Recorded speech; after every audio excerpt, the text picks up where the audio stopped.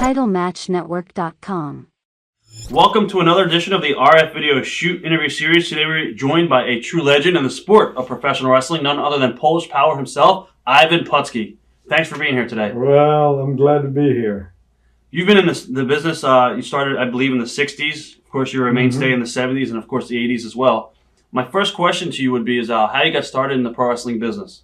Well, Joe Blanchard, I don't know if you're familiar with the name Joe Blanchard. He's father of Tony Blanchard. He's the one, I give him all the credit. He got me started. At the time I was playing football at Texas State University, and he approached me with the offer of wrestling, and I kind of thought about it, but I had a chance to play pro football when I graduated. I went played in Canada for a couple of years. Then Detroit Lions picked me up, and then after I had a serious knee injury, which ended my professional football career, I was teaching school 5 years at Northeast Independent School District in San Antonio, and that's where Joe Blanchard lives, and he got a hold of me, and after that, it's all history. Were you a wrestling fan growing up?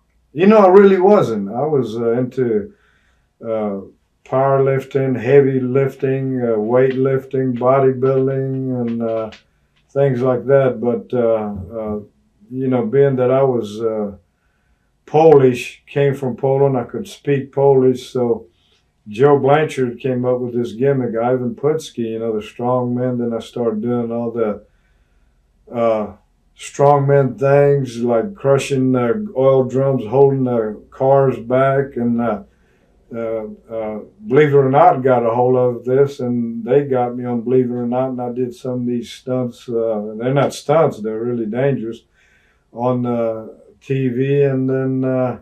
That's what really catapulted me in wrestling, because it brought in the fans. I started selling out all over the place around this area, around the Texas area. Then my first wrestling area was Oklahoma under Mr. McGurk and Bill Watts, who was the booker there. And that's where I really got my knowledge of wrestling, professional wrestling. And then after that, I came to Texas, wrestled for Fritz in Dallas, Paul Bosch in Houston, and Joe Blanchard for Corpus Christi, Austin, San Antonio. But that was one territory. These were just three promoters that were running it. And then, once I got my gimmick down pat, I went to Minneapolis, Minnesota for Verne Gagne, and I stayed there a little over a year. And then Vince McMahon Sr. Heard of me, he picked me up, and history after that. Well, I sold out every arena for him. Matter of fact, first time I was in Madison Square Garden, we were running, we sold out the Garden, plus first time in history we ever sold out the underneath felt form, right?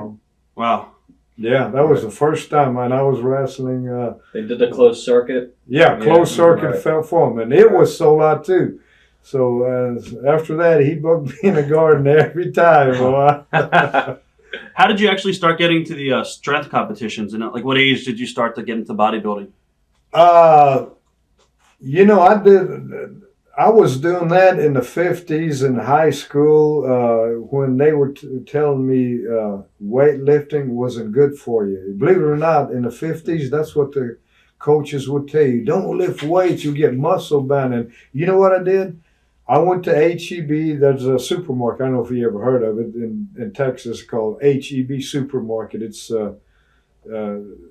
big. I mean, so I went to the manager, and he gave me empty fruit cans. They're like a big, where they contain half a gallon fruit. And what I did, I used to fill them with cement and put a bar in there and let that cement harden. Then I turn it over, do the same thing. And that's how I made my weights, with different sizes cans. And at home, I was working out and doing things like chins and behind their back, but in the meantime, they didn't know, man, I was running over everybody. They couldn't stop me, you know. And little they, you know, but they were telling everybody that weights were bad for you, and I was doing it on my own at home. And I contributed that. So I kind of started since weightlifting was a priority to me early in life. And thank God I did it, because it helped me in sports.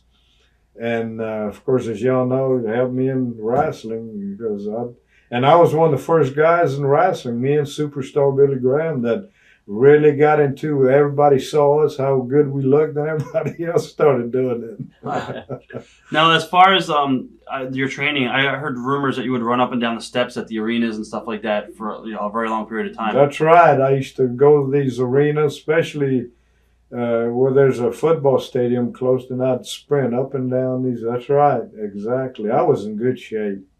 Now, Joe Blanchard, when he approached you, he basically wanted to see if you wanted to get into the business. What kind of training did you go through as far as to learn the bumps and stuff? You know, then we didn't have. He taught me everything. Me and him got together. We went in the ring. Joe Blanchard himself, he was my teacher, and he taught me everything I knew about wrestling. As far as psychology goes, too, he taught you how to work the crowd and stuff. Oh, too? Everything. He took me under his wing. That's where I learned everything. I give all the credit to Joe Blanchard.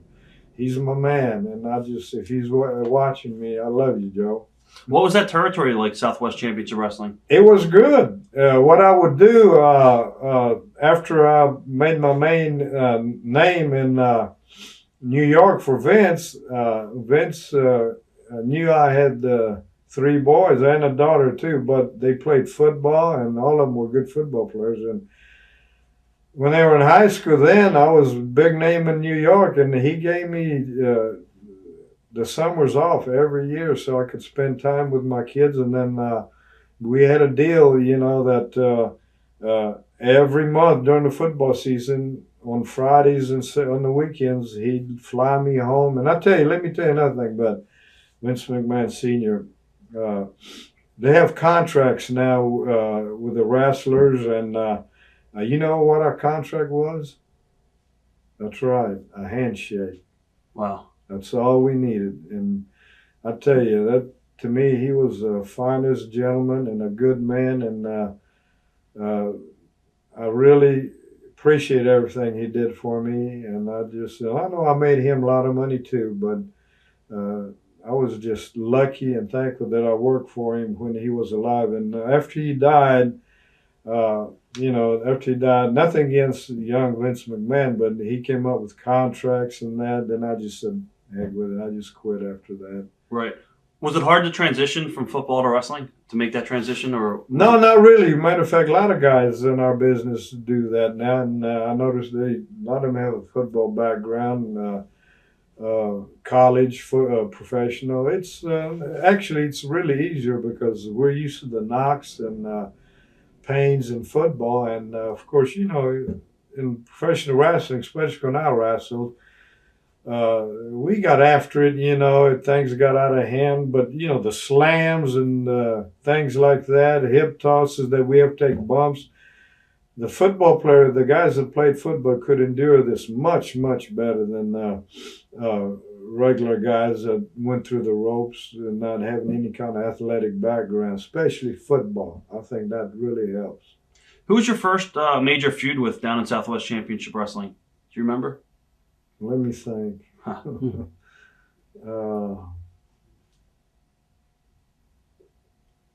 God, there's. I could throw some names at you. Give me some names. Mil Mascaras. He was down there, I believe, at the time. No, Mil Mascaras, we teamed up together. I think the first one was Johnny Valentine. Okay. Yeah, it was, matter of fact. Johnny Valentine, Spoiler, guys like that. You know, like I said, you know, I came to that territory kind of to help Joe out. You know, he drew houses, and I wrestled then actually, this was my time off. Right. So, what are your memories of Johnny Valentine? Johnny Valentine, I got a lot of memories. My most vivid memory about Johnny is, boy, he knocked the crap out of you. We laid him in, and because I like it like that. And I told him, I said, Johnny, I know you lay him in. lay him in because I'm going to let him in too. And that's what made it. We had this solid match, and you could hear things pop when me and Johnny were in the ring. I really liked working with Johnny. He was a big ribber too, from what we understand. A what? A big ribber? He liked to pull ribs on people? A lot of practical jokes? Yeah, let me tell you one. He did, boy. The one that pops into my mind.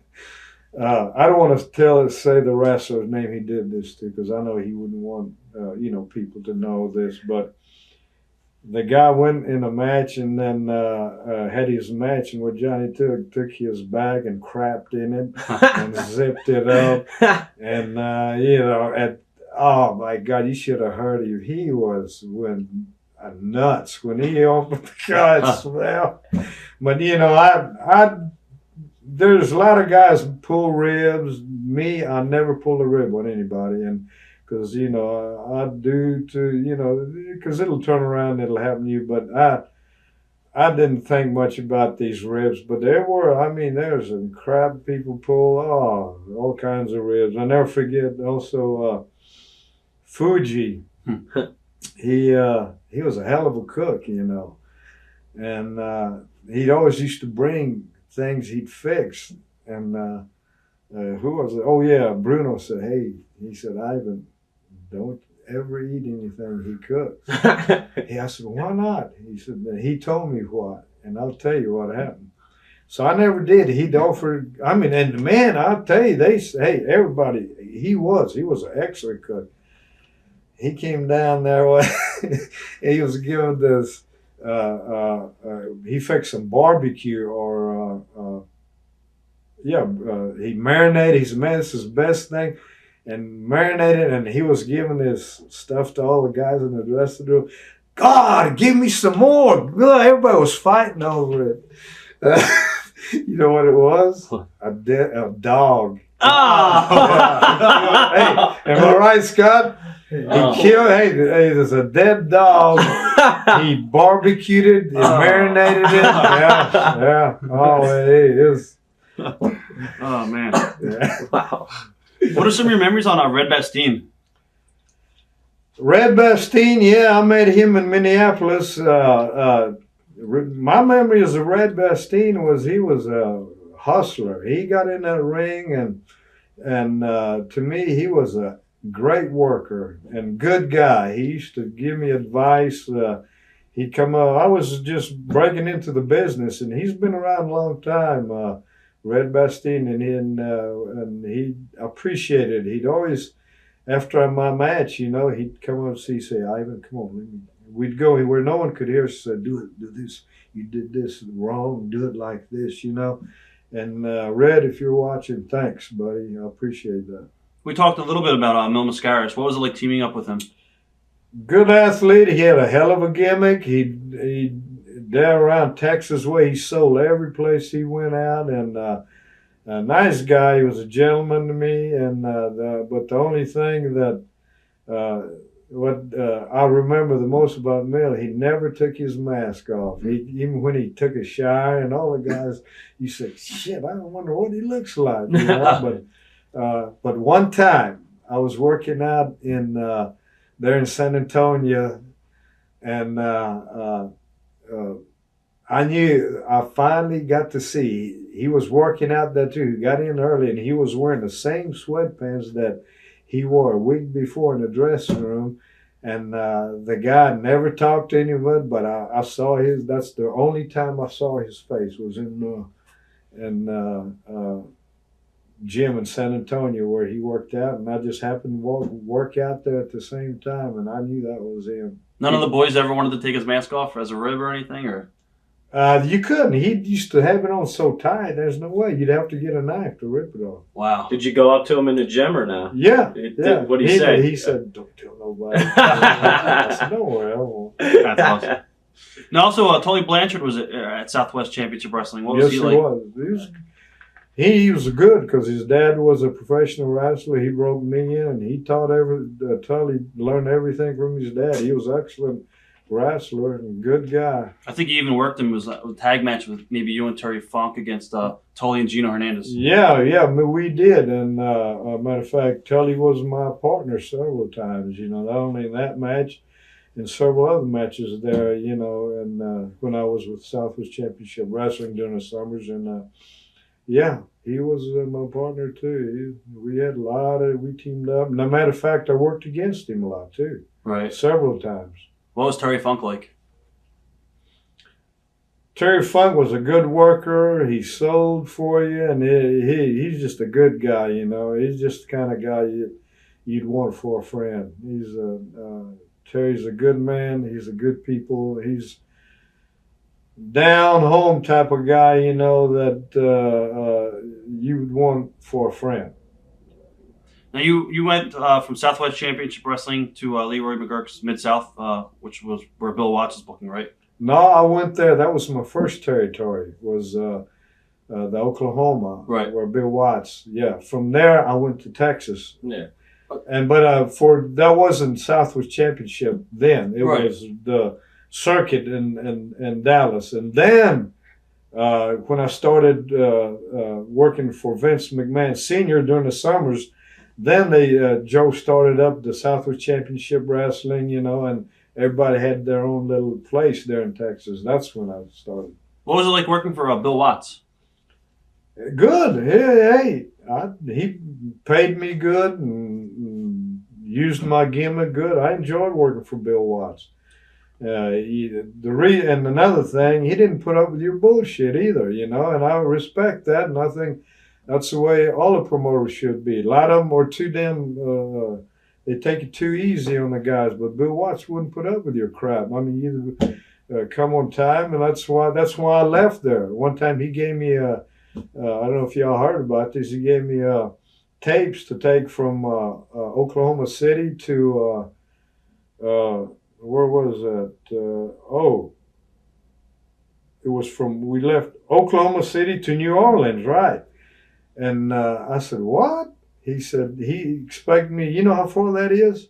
It's like 10 hours, isn't it? 8 He hours? wanted me to do that night, and what I did, it was me and, what's his name? We were partners then. Tom Jones. Y'all remember Tom Jones? Well, me and him were driving. I was driving with Tom Jones, and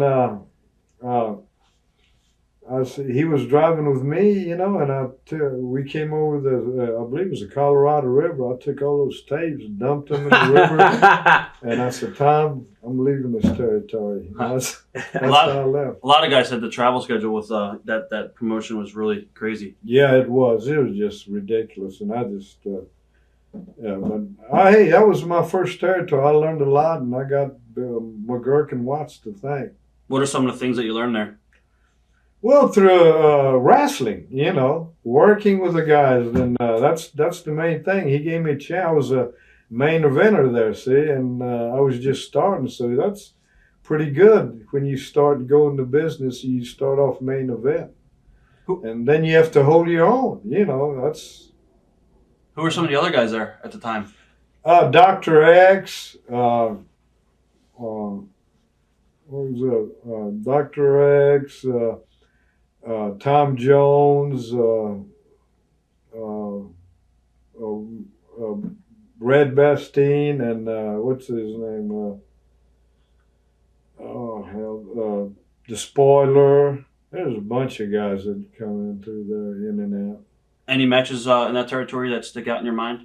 Not really. A match is a match to me. The best matches I ever had with the great wrestlers were me and Superstar, Ivan Koloff, guys like that. How would you compare Bill Watts to somebody like Joe Blanchard as far as promoters? Different types of personality. Joe Blanchard was more of a easygoing guy, and Bill Watts more of a disciplinarian. Right. And, that'd be like comparing, Vince Lombardi in football to Mac Brown of University of Texas. So, What are your memories and your thoughts on Jose Lothario? great wrestler, great worker. The boy, he really was good. I was really impressed with Jose Lothario. He was good man. Me and him we traveled together and stayed together at hotels in Texas, and he left really a great impression on me as a worker and as a gentleman. And of course, later on, he went on to train Shawn Michaels. So Yeah, he did good with him. Yeah, and of course, I trained into the business, broke in. What's his name, Scott? Paul London, Booker T. Booker T, his brother, and Ahmed Johnson. Right. I broke them into business. I'm going to actually ask you about those guys coming up later. Okay. Yeah. From Bill Watts' territory, where did you go from there? Joe Blanchard, Back down? Texas. Yeah, Okay. yeah. That was my Bill Watts' territory. Was my first territory. Dallas, which we called the World-class Fritz von Erich. second territory, and then Minneapolis for Verne Gagne, a third, and my last one, the only one, was WWF. I stayed with them. Of course, then during the summers, the Southwest Championship, which Right. was actually the same, as How come you never worked for the Funks in Amarillo? I did. They'd bring me in because at the time I was working for Joe and Fritz, and Paul Bosch. I'd go in there for shots in Amarillo. I sure did. Yeah, a lot of times. Do you like that territory? Yeah, it was great. Yeah, good down home type of people. I like them. Dick Murdoch, the Funk Brothers. Kind of like a family orientated type of thing, which I really like. What are your memories of Fritz von Erich? Fritz von Erich, he was good strategist, and he took care of me, and I appreciate that. He, of course, when I worked for him, his sons were just little guys. They used to come into the dressing room, and Fritz he brought me on the weekends. I'd have to go to his house there on his ranch, and I made out a weightlifting program for all his sons because they were just starting the junior high and high school, and a lot of them were getting ready for playing football. So I got them on a weight program when they were little, and I enjoyed working for Fritz. He was a good man. Do you think he pushed his sons too far? Nah, he had nothing to do with it. You got to want something like this. Fritz gave him the opportunity, but they pushed themselves. You push yourself in this business, you go as far as you want to go, and what you do in private, there's no one can watch you. I mean, you got a free will. You do as you want. I mean, no one can tell you what to do in anything. Did the boys at that time, early on, did they seem to have more interest in other sports or pro wrestling? I think when I knew them, they were really interested in football, and one was a hell of a javelin thrower. I think he made all-state in track and stuff. They made all-state in football. Yeah, they were good at great athletes. They were involved in all kinds of sports. Mm-hmm. Now, from the Fritz von Erich territory, any classic matches that stick out in your mind? Let me see. Yeah, I had the classic match that sticks in my mind was with me and Brute Bernard in a cage match in Sam Houston Coliseum. Yeah, and Brute Bernard, God rest his soul, he was another one of those type. You laid him in there, he never complained, and vice versa, and he had that gimmick. I don't know. Do y'all remember Brute Bernard? I don't remember. Barely. More heard he of was him. bald-headed, and his gimmick, he was from Canada, but he was kind of out in the left field. That was his gimmick, and I used to have a duck. I weighed 300 pounds at the time. I was real big, and I used to pull this duck in the ring. And what he did, he came up and stomped that duck. And to me, that duck was everything, boy. And I went berserk. He ran out and with that angle, we went, I remember we sold out same Houston Coliseum 10 weeks in a row. They turned people away. Yeah. A legit duck? No, it was a play duck. It was a string. Okay. No, it was made out of wood. But see, what happened was every time this kid brought it to me, I used to get toys. You know, I had this, when I first started with my gimmick, I wore these overall and a kid mentality type of thing. And right. These kids used to bring me toys. I mean, I used to get tons of toys that end of the year I'd give to the fire department, and they'd give it to homeless kids, you know, for Christmas. But I had this one duck that I would take in after for about a year. I'd bring him in a ring and just walk him before my match, and you know, I was really fascinated with this little toy duck. And it got to be like a pet to me. And boy, when he did that, that devastated me. We went, we sold out everywhere we went around Texas, but Houston, you know, that was a big payoff area. Paul Bosch used to really take care of the guys, and we sold that thing out about 10 weeks in a row. Finally, just petered out. Like you said, you were one of the probably earlier guys with the bodybuilding and like the great physique and everything like that. Was there any jealousy from like some of the older time wrestlers that weren't like into that power bodybuilding type guys? Yeah, there were. They're from the old school, so you can sort of say. And yeah, I mean, anything. Sure, there was. You know. Did they like try to stretch you or teach you a lesson because you were like? They can try. Yeah, you know. No, they never did. And no one ever tried that on me in the ring. Never did. Anybody that were real outspoken against you, like you're too big or? No one ever said anything, but you can just tell, you know, the jealousy a lot of times that happens. But the thing was that when I started doing it, then other wrestlers started going to gyms and working out. Superstar was doing it, and then finally the guys like Ultimate Warrior came in, and then, you know, they started bringing in guys that look good. Yeah. From it wasn't world class, but from Texas, from Fritz von Erich, you ended up working for Verne Gagne. What was Verne like in the AWA? He was strict, you know, and made the guys, you know, I mean, he had to be on time. He was, I mean, you know, he expected what you said you were going to do. He expected what he told you, and he expected a lot from you. Who were some of the guys that were in that promotion at the time? Baron von Raschke, the Crusher, who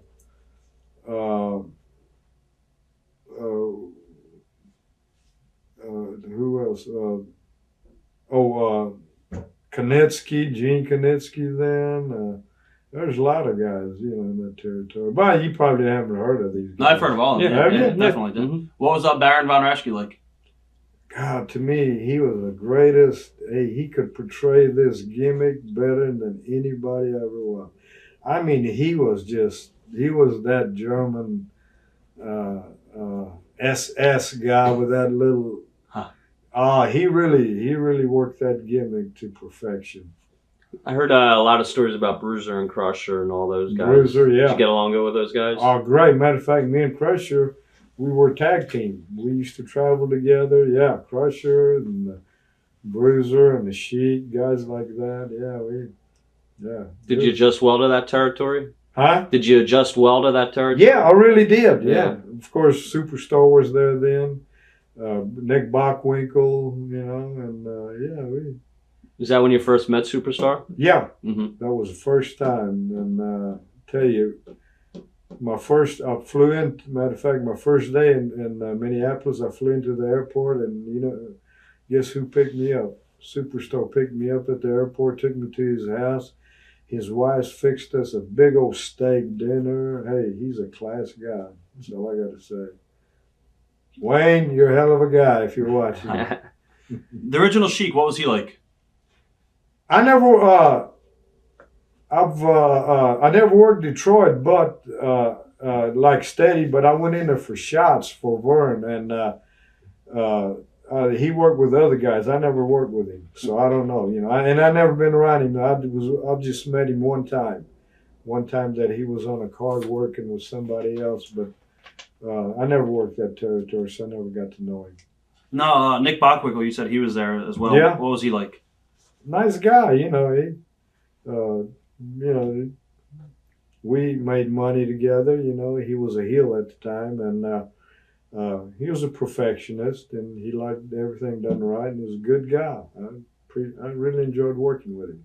What led to your departure of AWA and into Vince McMahon Sr.'s world of Vince WWE? McMahon called me up and said he wanted to talk to me, and he flew me up to New York to his office, and that's what started. He talked to me, and you know how everybody signs contracts? Everything we did was on a handshake. Yeah. No, Vince Jr. was there at the time, probably as Yeah, as he was an announcer, right. Right. Mm-hmm. Did you see Senior molding Jr. at all? Not for wrestling, no. He didn't. Matter of fact, he didn't want him to wrestle. All he wanted him to do was announce. I never heard Vince Senior say he was really. He just was more than I think. He was his main job was announcing. Right. What are your thoughts on Bruno Sammartino? Great wrestler, a gentleman, and a scholar. He liked opera, which I do too. He liked music. He really a nice guy. Of course, I guess I can identify with Bruno because he came from Europe, the old country, like I did, and we're Europeans, and we know what hardships are and what it meant to save a dollar. So he's a good guy. I really like Bruno. What was the locker room like at the time when you first came to WWF? World Wrestling Federation? What do you mean? Well, Was it cliquish or was everybody a team? Nah, it was just a great place to be. Oh, no, I didn't see any cliques or anything. No, no cliques. Everybody, because, they knew, and everybody took care of each other because they knew if a good babyface came in, you're going to make money with him. If a good heel came in, so everybody got their turn. So, no, it was a good camaraderie in with WWF. I really liked it. Matter of fact, actually, everywhere I went, I got along with the guys. Like these days now, like it's pretty much everybody's objective to be in the WWF because it's the only real company. Did you have that kind of sense when you went to New York that like... Well, at the time when I went, WWF was the NFL of professional wrestling. Right. Everybody, that was the place to go. Hell, everybody wanted to go there. Right. Every Tom, Dick, and Harry, every wrestler would. So I feel real fortunate that Vince called me. I never called him, but he asked me to come in, and I really appreciate that. Was the pay there like that much better than everywhere else as well? Sure was. Okay. Oh yeah, a lot better. How big was Kayfabe back then? Because obviously today it was real big. You go in the dressing room, first thing is Kayfabe, and everybody protected the business. We really protect. It's not like that now. We spoke corny. Kize, fize, come here, you shizits. But guys don't know. See, he meant something to us, and there was that big mistake about professional wrestling. They knew there was a wizard, but they weren't quite sure. And that's why we sold out the Garden. I was with WWF for 20 years, and we sold out the Garden every month. We sold out the Spectrum, Boston Garden, Pittsburgh Garden. We sold out everywhere we went. It was a sellout. And I understand they can't even sell out the Garden now. Oh. Is that correct? Yeah. My God. And I remember we'd sell out the Garden, and then we'd sell out the Forum underneath. I think they had flared somebody there. I don't know. Was it like 5,000 people only? It was like what? Quarter filled for a Hell. Saturday night. Is that Hell, we Sean? drew. Hey, Flair and Sean. Yeah, we used to drew that at Witches in North Attleboro. Are you serious? Yeah, like a house show. Like I heard the pay-per-views aside, but I think even the one pay-per-view at the Garden, they said it was hard to sell out. Man, what do you think would happen if with the people we were drawing for the house shows, and if we never had pay-per-view or the pay, if we had that, good God, the money would have. Incredible. Yeah, they never marketed us then, see? Right. If they did, it'd have been something else. Right. I don't think the technology was then. No. Yeah. No, Yeah. you're right. Yeah. Yeah. Do you think that the wrestling, they give away too much on TV now? That's why fans don't show up? What do you think? Yeah. I mean, if you I see it on I do. TV, Yeah. see what we did. Hell, I remember I could put a headlock on a guy and I could work the whole match. And there, they give you everything.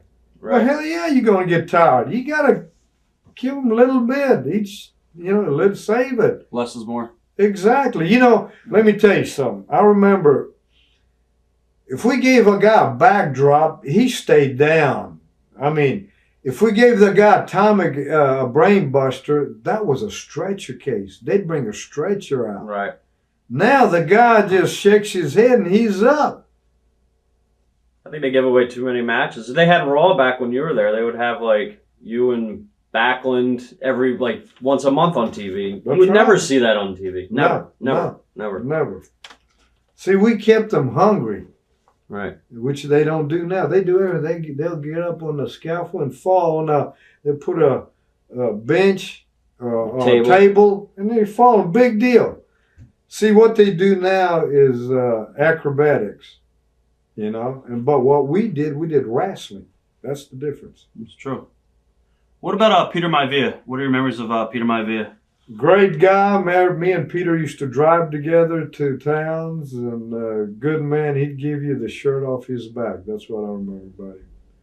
Rocky Johnson, same thing. Right. Me and him used to ride together, and a good friend of mine. How you doing, Rocky? If you're watching, yakshimash. Memories of headlining MSG against superstar Billy Graham. Some of your memories. To me, some of the memories were, if you'd ask me the guy that I made the most money with, if you'd ask me who was the toughest guy, that's who I'd say. To me, the superstar Billy Graham, hey, gentleman, he was a gentleman, he was a good man, he'd take care of you. And the thing is, he was a businessman. And I take my hat off. Billy, you're a hell of a guy. And Wayne, and God bless this guy. He just has had such a hard life, and he's such a good guy. And I think a lot of Wayne Coleman. He's a good man. What about Arnold Skolin? What was he like? He was an asshole. As far as why? That's all I can say. A lot of people said the same thing about Arnold Skolin. What about memories of Lou Albano? Good guy, man. Oh, great guy. Oh, Lou, man. Hey, he's in a dressing room. You bust a stitch. Oh, I never laughed at a guy as much as I did this guy. Right. Oh, good guy. A lot of people. I heard he was fired on a Saturday and rehired on Monday all the time. Oh, yeah. It's funny as hell, boy. He's just a good guy to have around, and you need somebody like that in the organization. They should always be a Lou albino in the dressing room. What was it like out of the ring as far as with the groupies and the drugs in the 70s? Was it a party scene? Well, let me tell you something about that. I try to stay away from that because I never tell the guys where I'm staying. I never stayed at the hotel where all the boys were wrestling. I would call Scott, my agent, Scott Epstein, and we would stay completely away from where all the guys stay. So I can't there. The groupies would chase you, they'd come, but I had nothing to do with that. No, I was in the health, working out, and I needed my rest because with the traveling, my itinerary for the day, the week, I had to make my time for my time in the gym. So, I ate good. I watched what I ate. I didn't smoke, didn't drink. So that was kind of weird over there among a lot of the guys. But, that words didn't ever bother me. Superstar was the same way, and a lot of guys like that. But I couldn't tell you much because I never associated with that type of life, so I didn't want to. What are your views on steroids? My views on steroids: I used them. Everybody used them. If they tell you they didn't, they're full of shit. The main eventers, because it was we didn't have a choice. If you didn't use the steroids, the other guy would use them, and he'd have a jump on you. He'd have an edge on you, and that meant you losing money and him making money. So once one guy started using them, everybody had to use them. It was a vicious cycle that we had to go through, and I don't care what people say, we had to do it because the other guy was doing it. And I'm sure if pro football and all that is the same way. If a big lineman is using them and the other guy, he's got an advantage facing. You did get bigger, you got stronger, and you had no choice. So I'm telling everybody, I used them right. And I'm not going to lie about it because I did use them and everybody else used them probably, But the reason I used them, because other guys were using them, and I had no choice. Do you have any regrets about using steroids? Never have. I'm healthy as hell. I was going to ask you, did you guys know They never hurt me, Evidently, I must not have used that much or did it that long, but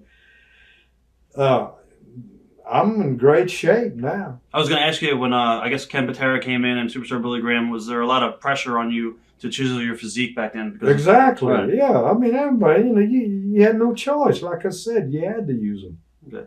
What are your memories of Bugsy McGraw? Well, he had his gimmick, that goofy type of gimmick, and I thought he was a hell of a gimmick. That's when gimmicks started. Everybody started after actually me. I started with this gimmick, and then everybody else started coming in with different gimmicks, and. He had a good gimmick, I thought, and he made money, with it. We did too. I made money with him, and Bruno, a lot of the guys that worked with him. Yeah, he's a nice guy too. Bugsy was a good person. What are your memories of the Blackjacks? Well, Bob Wyndham, me and him started together for Joe. Joe broke us in. Me and Bob Wyndham, same time. I'll never forget it. Yeah, and I knew Bob, and hell, I knew him before when he got married and had I remember when his kids were just little kids like mine. And Levy Barry? Yeah, all of them. They're just little kids when I used to. Matter of fact, Bob bought some land right next to mine in San Marcos, Texas. And yeah, I knew Bob and me and him started together, and we went through the ropes together. Joe Blanchard got him, and I started together and gave him that gimmick, matter of fact. What was the story of Blackjack Mulligan where he wore the glove? Was it a fan that attacked him in Boston? Were you there for that? Or I don't know. I think they stabbed his hand or something. You mean Mulligan? Yeah. No, he wore that glove before that, but I do remember, I remember something about that, him getting cut, his hand getting cut, right, yeah. Did you ever was there problems back then with security to fans at the ring ever? Hey, if a guy wants to get to you right now, he can get to you. I don't give a damn what security you have.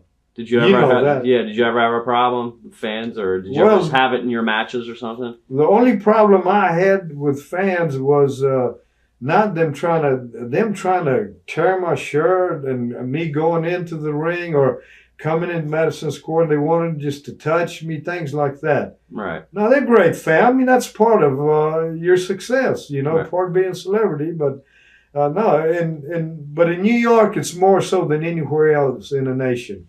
They want they want to get their hands on you, tear. So I used to wear an old T-shirt all the time, when I used to. And they can tear at that all they want. Remember Scott? Yeah, sure. And Scott would bring me into the ring. He's my agent, and me and him go in together, and boy, I said, tear all you want. Then I'd go to him, my gimmick. Yeah. I had to, so I'd wear shirts, no clothes that they could tear, and I'd say, how you doing? Oh, they'd grab me, hug me, tear on me. I said, go ahead. I don't give a shit. So that's, you got to comply with everything, Hey, and let me tell you something about the fans.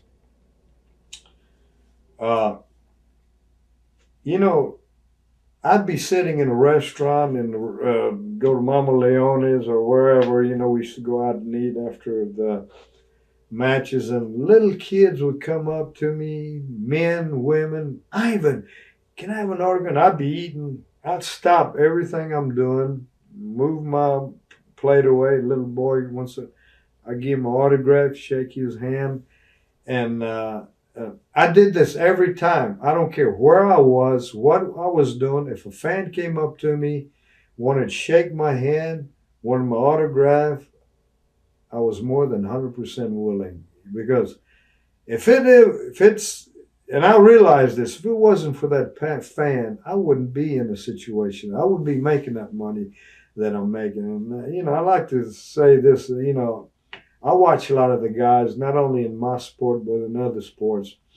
Kids would come, get the hell out. Don't bother me. I'm busy.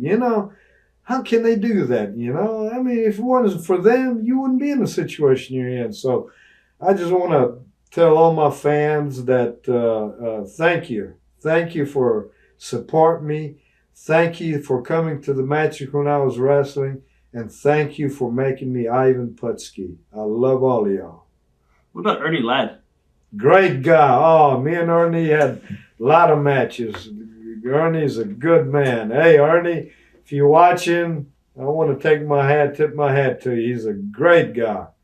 I love Ernie. He's a gentleman, a good man, and he's the type of guy that cares about people. He'd give his shirt off his back to you, and I'm just feel real fortunate that I got the pleasure and the chance to meet Ernie Ladd, to work with him and know him as a friend. Did you have maybe more camaraderie with guys who played football? Yeah, because we had a lot in common, Right. But not really. We had a lot of camaraderie then with all the guys, right. Regardless of whether you were this, it was just a closer-knit group. And when I was wrestling, and I don't know what they're doing now. I can't speak for these new generation type of thing, We used to travel together, ride together. So we had to spend time in the car together, a lot of times a whole day. So we got along good, a lot of camaraderie. We helped each other out. And if a guy was in a bind, I'd try to help him out and vice versa. So, I have a lot of fond memories of my days with the WWF. In your opinion, from your era, who do you think was the best football player that was a wrestler? Wahoo McDaniel. Right. There's been a lot of stories about how was Wahoo. I heard he wasn't really liked much by his teammates. Didn't he have problems with Joe Namath? Or? I don't know. I never, because I can't, you hear stories, but I never heard it. Namath probably didn't like him because he said it like it was. Hey, Wahoo, hell, I knew Wahoo for you, great guy, ain't it? Hey, he'd work with you. I mean, he's a good guy, nice guy. Hey, great guy. Wade Wahoo was one of the finest people I ever met. Was it known by they probably didn't like him because he was tough. Right. Hey, I like that in a guy. Was it known by a lot of football players on the off season to go into wrestling as a way to make money? And was there a lot of football players who maybe famous football players who tried to fail? Not really. Not that I know of. Maybe there was in different territories, but I can't name you one that tried, and failed. But of course, in that time, you didn't have that many. You could count them on one hand. Now, I believe it was 76 you were supposed to wrestle Ernie Ladd at the Shea Stadium, and Baron Cicluna subbed. What was the reason for that? Ernie Ladd hurt his knee, and he had 6 operations on each knee, from football, and he slipped or something, man. I mean, his knee just swelled up. Right. And Vince, said, well, we'll get, that's the only guy who was available, Baron Cicluna, How about Ivan Koloff? We talked about him before. Oh, man, I made a lot of money with Ivan. Oh, what a great guy. Hey, good guy to work with, good guy to travel, and just a good person. Ivan's a good man. What about Stan Hansen? You had some good matches with him during his first run. Boy, he was a good guy. I like working with him because he was stiff. Because I like being stiff too. So we had great. I laid him in, and he laid him in, and that made it a good match. People believe they buy this. Were a lot of the wrestlers a little worried to wrestle Stan Hansen after when he dropped Bruno on his head? And Well, his sure, neck? wouldn't you? Yeah, broke a guy's neck. Right. Except when I wrestled, I wouldn't let him slam me. That's all. Right. That's all you got to do. Right. Yeah. What about Gorilla Monsoon? Your memories of Gorilla? Oh, man. Oh, Gino. Gentleman and a scholar, just good guy. Best way to describe him, good guy. That's all I can say. What a nice man. Bruiser Brody. I broke him in. Really? He was a good friend of mine, and we used to work out together in the same gym in San Antonio, and I've known Frank Goodish, that's his real name, for a long time, and what a tragic way. He was a good friend of mine. I broke him into business. I took him to Fritz von Erich, and that's where he got his start, and I told Fritz about him. And what a shame what happened to him. He was just such a fine person. Did you ever go to Japan? Never did. They asked me a lot of times, and you know the reason I didn't go? Because at the time, you traveled on a bullet, and it was like the smallest tour was 6 weeks, and I couldn't jeopardize. There's no way you could work out, and Wow. I mean, I was offered a ton of money, but I turned that down because you couldn't work out while you're on that train, and every time I turned them down, the price, and man, I mean, I just said, look, I don't want to go, and they'd say, oh, I will give you this one. I said, talk to my agent. Remember? Absolutely. Do you regret not going, or who was it for? Anoki No, or I don't Baba? regret. Baba and what's it? Anoki. Anoki. Yeah. Yeah. Huh. No, they both asked. No, I don't regret it. Hell, I did what I wanted to do. Matches with Brody? I never worked.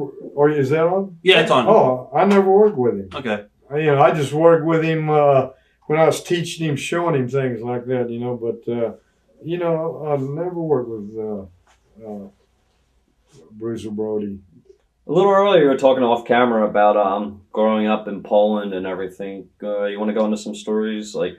Well, During the people war and don't everything. realize how lucky they are to live here in this country. I was born 1941. That's when the Second World War broke out, and I was born in Poland. And actually, I never had a childhood because first thing we ended up was in a Nazi labor camp. We weren't Jewish, and if you weren't Jewish, they would put you in a labor camp. If you were Jewish, they'd put you in a concentration camp, which was that you were marked for death, and your life was doomed. But they needed all able bodies work in labor camps. So my dad was healthy and good shape. So we ended up in a Nazi labor camp, and 5 years till the Americans came in and liberated us. I didn't know what candy, what sweets, cake, we lived on oatmeal and bread and water. That's all we ate for 5 years. And I feel lucky to be alive, but I'm not trying to, make people feel sorry for me or anything. It was just, I think that's why I value things and the way I do things I do now, because I know what hardship is, and people that go through something like this, they just value things more than others. Getting back to wrestling with Ken Patera, you had some great matches with him. Yeah, real great. Yeah, me and Ken had a lot of good matches. We went around, and he was a good guy to work with too. I really enjoyed it. Now, at what point did Vince Sr. come up to you and say, we're going to make you a tag with Tito Santana? And were you for it? He called me up. Matter of fact, I was in home for summer, and I got a phone call, and Vince McMahon Sr. asked me. Matter of fact, he didn't tell me I was going to be tag team with Tito. He asked me who would I prefer as a tag team champion to be my partner, and I picked Tito. Wasn't Vince didn't pick him, I did. Huh. Did you prefer working tag matches over singles matches? Was it easier for you? No, actually, once I got into tag team, I like singles better. But, Why is that? Because you're your own leader in there. You do what you want to do, and whereas tag team, your timing's got to be there, and you got to. Anyone will tell you that singles match is a lot better. Not that I love being tag team, and I love working tag teams, but I just much prefer single matches. What about your matches with the Valiants? What are some of your memories on that? Oh, they were great. Valiants were good workers, and boy, we used to have some good matches, and I like Johnny and Jimmy. They were good people to work with, and it was great with them too. A lot of people say Johnny's a character. He is a character. He really is. He's a comedian. Right. What about the Samoans, Afa and Sika? Yeah, we had great matches with them. Yeah, they were. What can I tell you? Everybody I worked with, we had good matches with. I can't tell you one guy or one tag team that I didn't enjoy. Hey, different guys have different styles. You just adapt to it while you're in the ring. Everybody can't work the same way. So, but I never had a bad match, or never had a time where I say, "Oh hell, I hate going to the ring with this." No, never. Also, Jesse Ventura, you guys did the arm wrestling contest, and that's a classic. Right, that was one of your big feuds. Jesse and Body. Are you shocked that he went on to become governor? Yeah, I was surprised. Yeah, I really was. I couldn't believe he.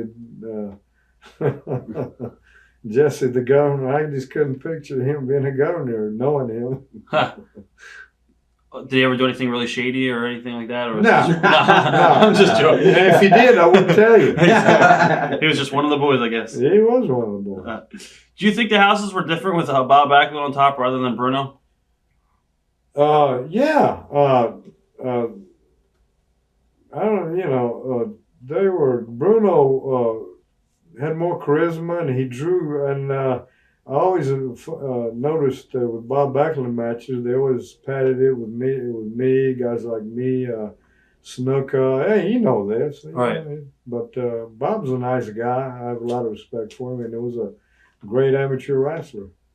Was there any considerations to ever turn you heel at any point? Never. Nope. Don Morocco, you had some great matches with Don the Rock Morocco. Another guy, yep. Great matches with Don. He was a good man. Made money with Don, too. Hey, every guy I worked with, I love him. Made a lot of money with him, and we had great matches. You couldn't help but have a great match with Ivan Putski. Anything stick out of your mind about Don Morocco?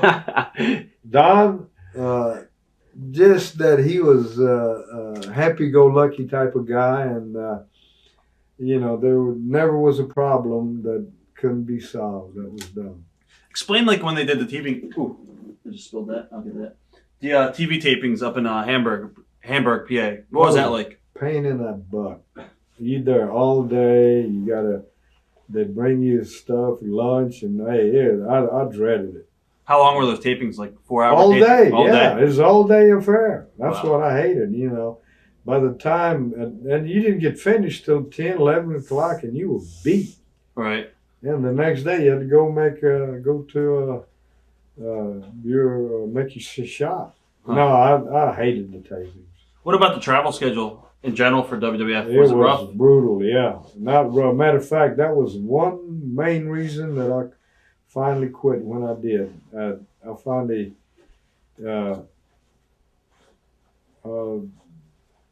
that traveling. I hated that traveling or making the airports. You had to get up in the morning, and I did that for 20 years. And one day I just said, that's it. I'm gone.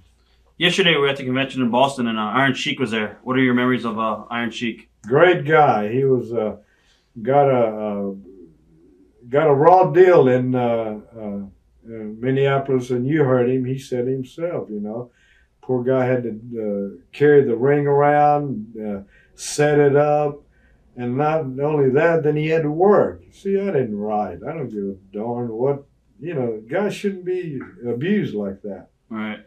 But he's a nice guy. I like Ali. He's a good man. Another guy who came in with a great gimmick was Killer Khan. What are your memories of Killer Khan? I didn't work with him that much. I don't know. I really don't know much about the guy. What's your opinions about Andre the Giant back then?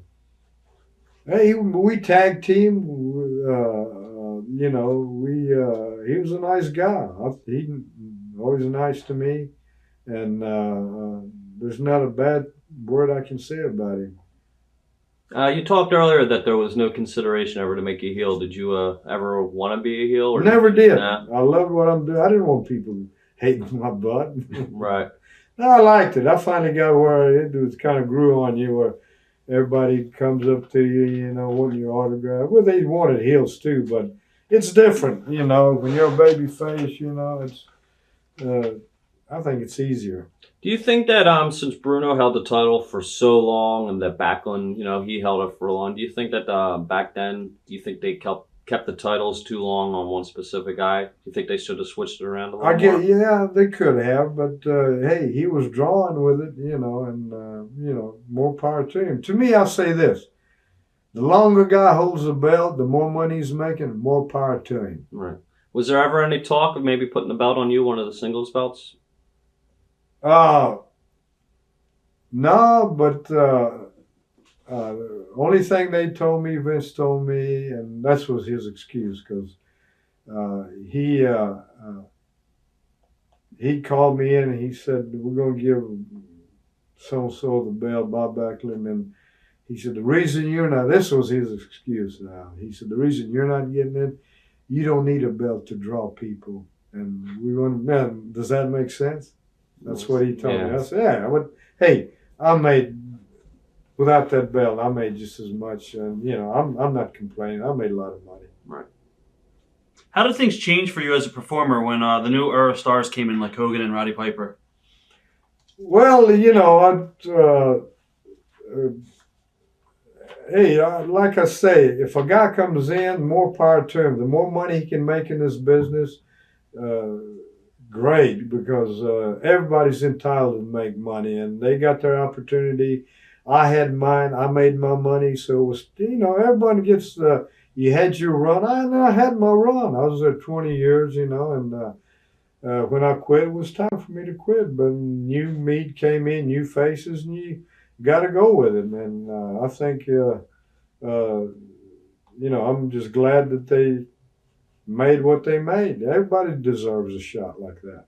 Do you think, well, since you were Polish Power, do you think, you know, do you think that they used, Vince Sr. used like ethnic stereotyping a little bit too much for the booking, especially babyface and heel? Not really, because that's what you have in New York. You have that melting pot of foreigners. So no, he didn't. It's like why Pedro was so popular. popular. That was a good. That's hey. I mean, if he didn't do it, he'd have been crazy. I think that was great.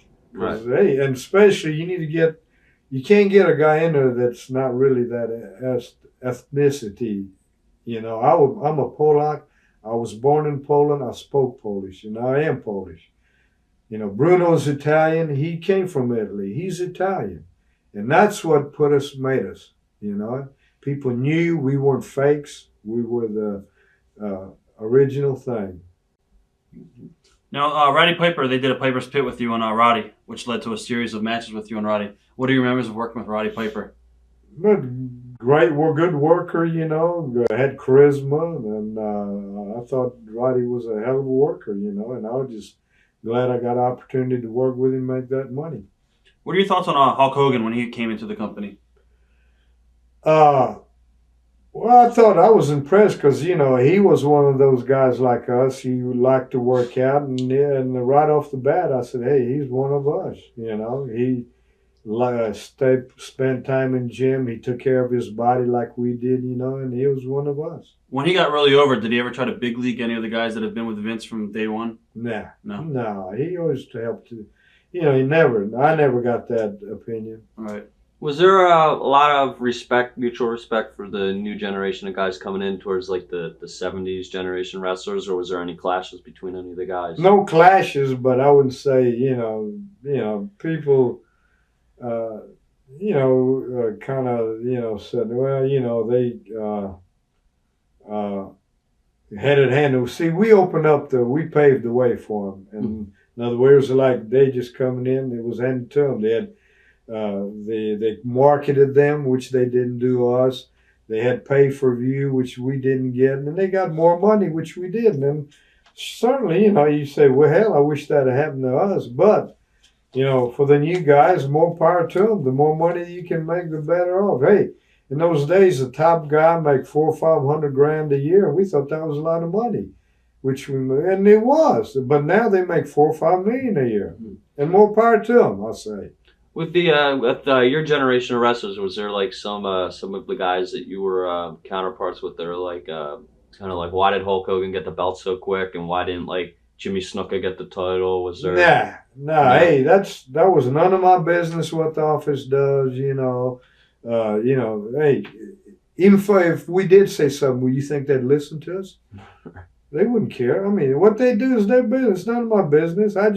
I'm there. They pay me, and I go home. That's simple as that. I try to draw a crowd for them, and that's all I can do. What are your memories of Jimmy Snuka and the incident that happened with him and his girlfriend? Yeah, just what I know. Right. I know what you know. That I haven't heard.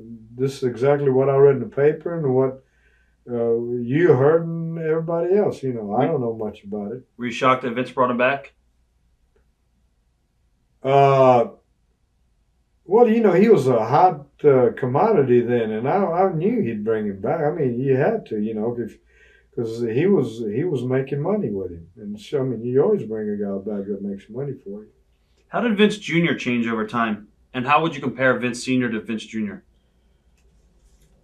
Okay, just a good example was when me and Senior, our contract was a handshake, and Junior.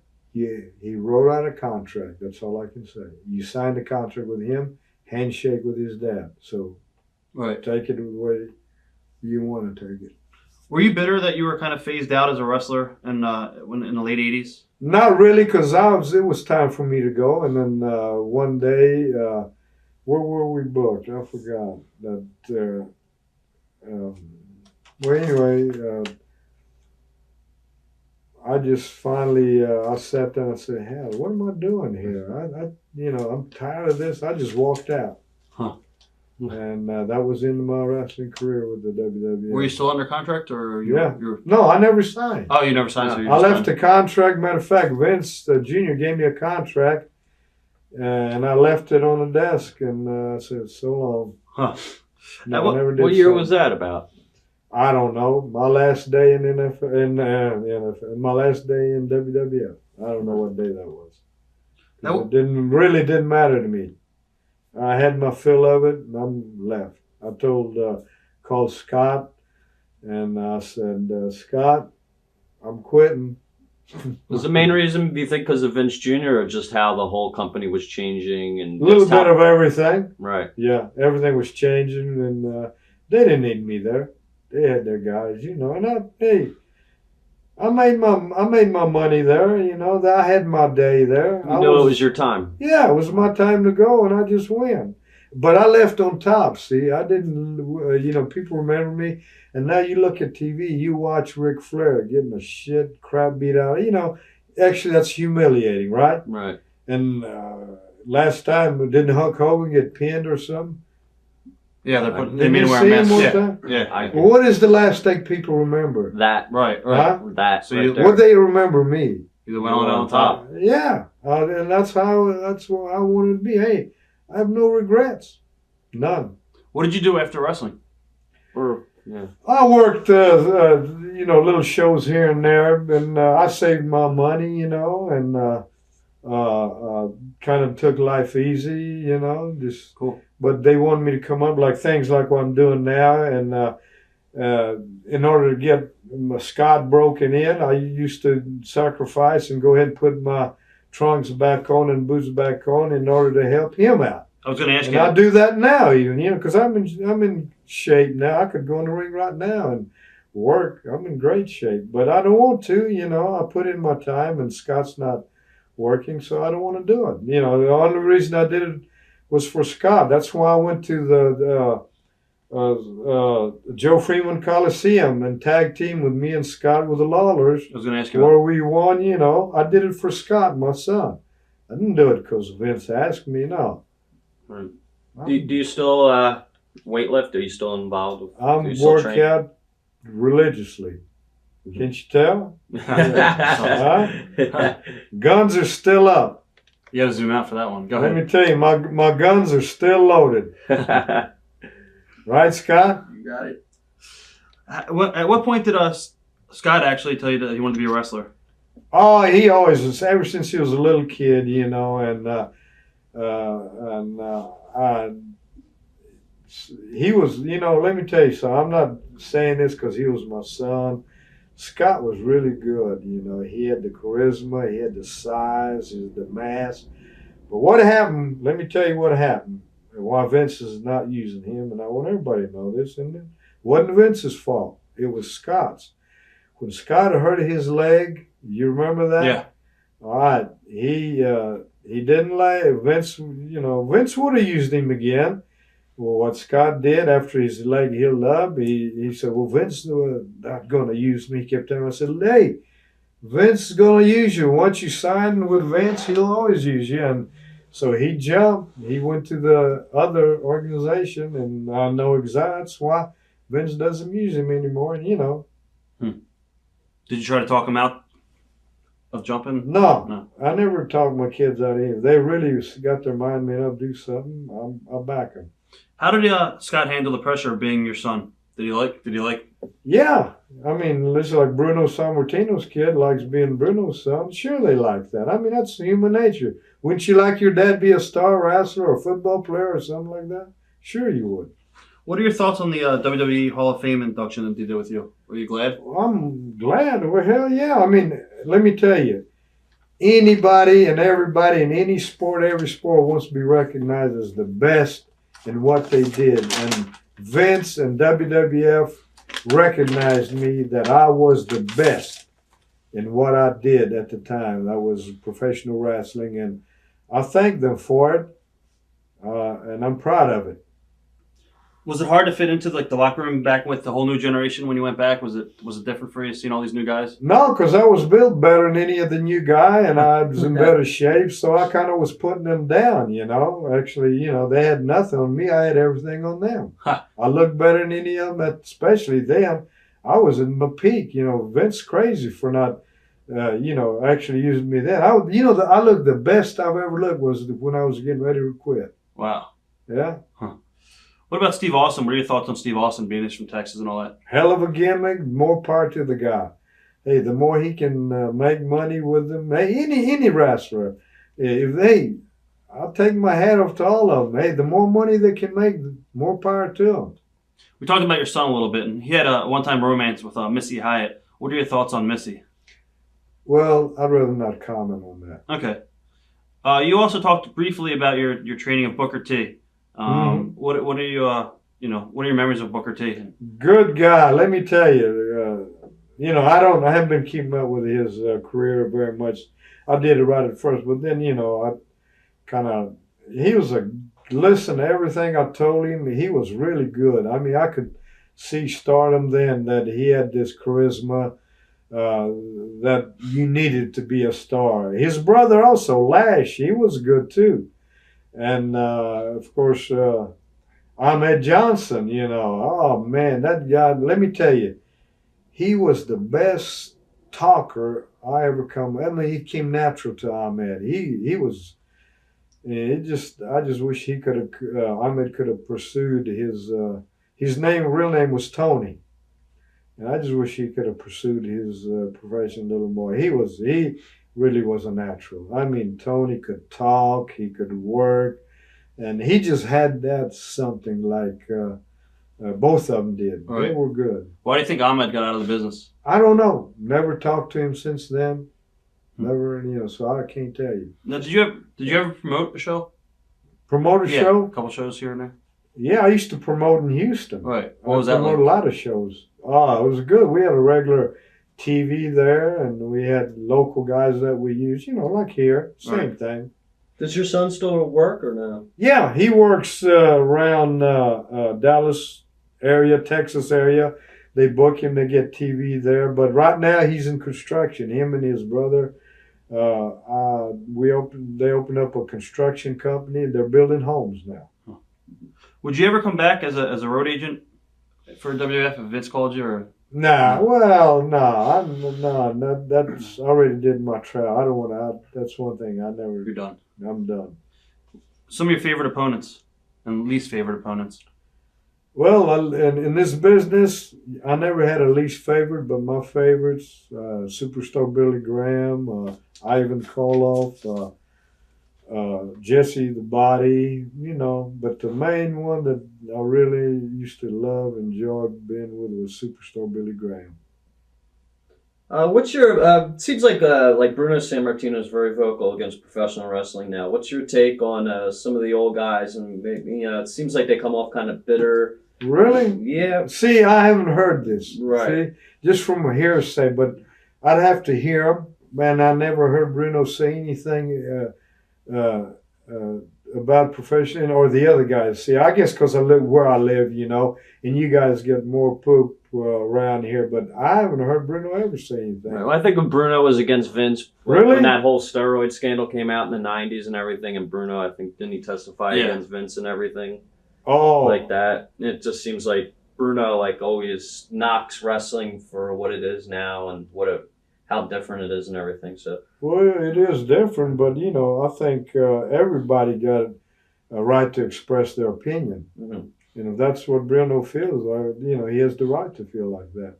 You never worked for the NWA or Never did. Yeah, do you wish you did? Like, why should I? I was making more money. WWF was paying more money than anybody then. So now when I want to go, make less money. Right. What are some of your favorite towns that you like to go to? New York! New York. Period. New York? Love New York. Love Madison Square Garden. Yeah, I love New York, boy. Every time I come here, I used to love it. I'd walk down Diamond Center, all those Jews come, and they, believe it or not, people say Jewish people are tight. I don't believe that. They used to give me watches, remember? Yeah, oh yeah. They'd come out and give me ring. I'm not kidding you. Wow. Yeah. Huh. Oh, great people. Diamond Center. I loved used to going there. What's your favorite country that you've been to? My favorite country was, you're going to laugh, Saudi Arabia. Why is that? Kuwait. Really? Yeah, that was before we invaded. Hey, those people, they never touch you. But boy, they love the wrestler, American wrestler. We'd come in there, but they never put their hand on you. They holler, never touch you. Huh. With utmost respect. And man, I tell you, I don't know, some reason I just really enjoyed going there. Who was the toughest wrestler that you, back in your day? Superstar that I faced? Superstar Billy Graham. Outside of the ring? Superstar Billy Graham. Really? Yeah. You were talking about your football days. Any good football stories? Oh, just like anything else, shit happens, right? So, you heard, I don't really like to talk about, the guy said, give me a story. So, well, hell, life is a story. That's a storyline in itself. What the hell are they talking about? What kind of story you want me to tell you? What happens in life? Hey, you're going through life. Shit happens to you.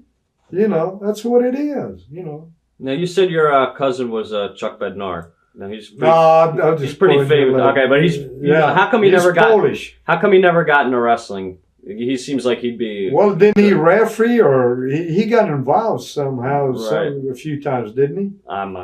Maybe, I don't know. Yeah, he refereed, I think. Didn't he referee Scott several matches? A long time ago, I think. Right. Before Vince expanded his company national and took over from his father when his father passed away, were you surprised at the success that Vince Jr. had as far as he basically shut down all the territories? Not really, because even when right there at the end when the older Vince was sick, and Vinny was kind of Vince McMahon Jr. I call him Vinny all the time. Vinny was kind of starting to take over. I could see it. He started going into Canada and having these pay-per-views, started giving free tickets, to build up. And I could see he was going in the right direction. All right. Yeah. Pay-per-view, he started that. What was the worst injury you ever experienced in the ring? I never was injured. I was lucky. Never. Can you believe that? Huh. Never, and as long as I worked, never was injured. Oh, I had to pull aches and pains. Everybody has that. But God, I guess, because I worked out so hard all the time, maybe. But I never had a serious injury. Was there one wrestler that you never wrestled that you wished, like right now, looking back on your career, I go, wow, I wish I had gotten in a ring with that guy? No. Nope. No. Wrestled everybody I wanted to, and then I was glad to do it. Is there anything you want to say to your fans out there that you never had a chance to say before? Well, I don't know whether I said it, but I just want to tell them how much I love them and how much I appreciate for their support, what they did. If it wasn't for you, I wouldn't. Right now, thank you. Thank you. If it wasn't for you, every year I have to pay $20,000, or every year it goes up. I pay interest on money that I have in my bank. The last year I had to pay $20,000 on interest. And if it wasn't for you, I wouldn't be able to do this. Thank you. Thanks for being here today. Thank you. You're welcome. TitleMatchNetwork.com